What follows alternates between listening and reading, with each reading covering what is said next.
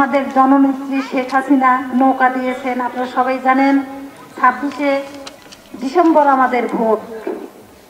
আপনারা সবাই আমার নৌকাতে ভোট দিবেন।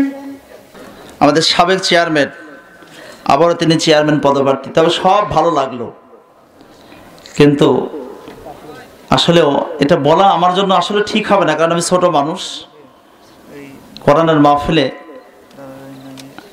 ওনার আশাটা আসলে ঠিক হয়নি আমার হিসাবে। এই আমাদের বক্তাদেরকে দাওয়াত দিয়ে মা বোনেরা যদি, চেয়ারম্যান সাহেবরা যদি এসে যদি কথা বলে, আল্লাহর কসম করে বললাম আল্লাহর কোরআনের সাথে অবমাননা করা হচ্ছে। কথা বলে না কেন? কারণ আপনি এসে কথা যখনই বলেছেন সব নষ্ট হয়ে গেছে। সব কি হয়ে গেছে? এখানে যত সোয়াব আছে সব কিছু নষ্ট হয়ে যাবে। আসলেই তিনি হয়তো বলতে পারেন আমি কি খারাপ না, তিনি খারাপ না, কিন্তু তিনাকে তো পর্দার মধ্যে থাকার কথা। তিনার গলা তো আমাদের শোনার কি অধিকার নাই? আপনি তো নির্বাচন জানেন, যে আপনি বললেই তো হতো, না আরেকটা কথা, আপনি বললেই কিন্তু হয়ে যেত। ঠিক আছে, আমার তো জানার বা জ্ঞানের অভাব থাকতে পারে। আমার কি ভুল হলো? ভুল হয়েছে? আপনি একটু অন্যভাবে বলতে পারতেন। আপনি তো একবারে ডিরেক্ট আপনি কথা বলতেছেন, আপনি নৌকার বিরুদ্ধে কথা বলতেছেন। না না না, নৌকার বিরুদ্ধে কথা বলবো না। জনপ্রতিনিধিত্ব করা, নৌকাতে ইনশাআল্লাহ অবশ্যই পারবে। জননেত্রী শেখ হাসিনা জি তাকে নৌকা দিছে, এটি ইসলামের একটা মঞ্চ। জি জি, এই মঞ্চে জনপ্রতিনিধিরা যদি আসে, একজন জনপ্রতিনিধি হিসেবে সেও আসতে পারে। তার দিকে তাকা দেখেন তো, সে বেপর্দা কোথায় আছে আমাকে দেখান। জি এখানে এখানে কথা কিন্তু অন্যরকম হয়ে গেছে। এমনিতেই হয়ে যাব, কথাটা কি, এর অর্থটা কি? এমনি ভোট ডাকাতি করার জন্য এমনিতে হয়ে যাবে। আপনি বলেন নাই? আচ্ছা চলে যাও, শোনেন এখানে যেন কথা বলাই ভালো,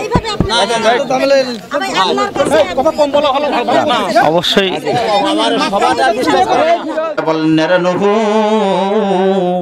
তুমি কি করো, একটা নৌকা বানাও। জোরে বলেন কি বানাও?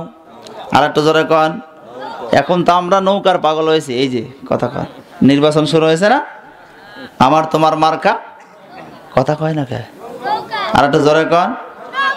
এই নির্বাচনের আমার ওখানে কিন্তু 28শে নভেম্বর নির্বাচন হয়েছে। 28শে নভেম্বর আমার ইউনিয়নে। এই নির্বাচনের আগের দিন আমার বাড়ির পাশে এক নানি এসে আমাকে ডাক দেয়া বলতেছে, ভাই তুমি তো বিভিন্ন জায়গায় বিভিন্ন জেলায় মাহফিল করে বেড়াও, দোয়া করো, তুমি একটু খাস করে আল্লাহর কাছে দোয়া করবে এই নির্বাচন যেন প্রতি বছরই আসে। আমি বললাম নানি ফায়দা কি, আপনি কি মেম্বারে দাঁড়াবেন না চেয়ারম্যানে দাঁড়াবেন? ডাক দিয়ে বলছে না ভাই, মেম্বারেও দাঁড়াবো না, চেয়ারম্যানও দাঁড়াবো না, তোমাকে আমি যেটা বললাম তুমি সেইটা করবা। আমি বললাম নানি ঠিক আছে, আমি দোয়া করব, কিন্তু অত সময় পর্যন্ত দোয়া করব না, কাহিনীটা কি, ঘটনাটাকে আমাকে খুলে বলতে হবে। ডাক দেয়া বলতে ভাই কি বলবো, কি বলবো, গত রাত্রে আমি যখন ঘুমায় আছি, গত রাত্রি আমি যখন ঘুমায় আছি, রাত যখন 10টা 11টা বেজে গেছে, এমন সময় কিছু মানুষ এসে আমাকে ডাক দিচ্ছে জানালা দিয়ে, নানি ওঠেন, নানি ওঠেন। আমি বললাম কেন? কয় জানালা দিয়ে হাত দেন।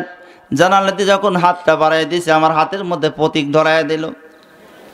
বিদ্যুৎ দিলাম, বিদ্যুতের বাল্বটা যখন জ্বালাইছে, এমন সময় দেখি শুধুমাত্র প্রতীক নয়, প্রতীকটা হলো মরগ মার্কার প্রতীক। জোরে বলেন কি মার্কার প্রতীক? মরগ মার্কা প্রতীক। কিন্তু প্রতীকে শুধু প্রতীক নয়, প্রতীকের ভিতরে আবার দেখি 1000 টাকার একটা নোটও আছে। এরে ভাই মাশাআল্লাহ না, এরে ভাই কিছু সময় পর আবার 1 ঘন্টা 1.5 ঘন্টা পরে আবার আরেক প্রার্থী এসে আমাকে ডাক দেওয়া, নানি ওঠেন। আমি উঠলাম। আমি চিন্তা করলাম যেহেতু আমাকে টাকা দিয়েছে, আবার মনে হয় টাকাই দিবে। জানালা দিয়ে হাত দিলাম, আমাকে আবার প্রতীক ধরায় দিল, দেখি ফুটবল মার্কা। জোরে বলেন কি মার্কা? ফুটবল মার্কা। ভিতরে দেখি ওর 700 টাকা আছে।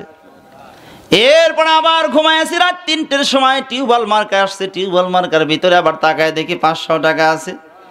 এরপরে আবার ঘুমায় আছি, তারপর দেখি তালা মার্কা আসছে, তালা মার্কার ভিতরে আবার দেখি 500 আছে। এরকম করে এক রাত্রে আমার 2700 টাকা কামাই হয়েছে। এই জন্য ভাই একটু দোয়া করবে।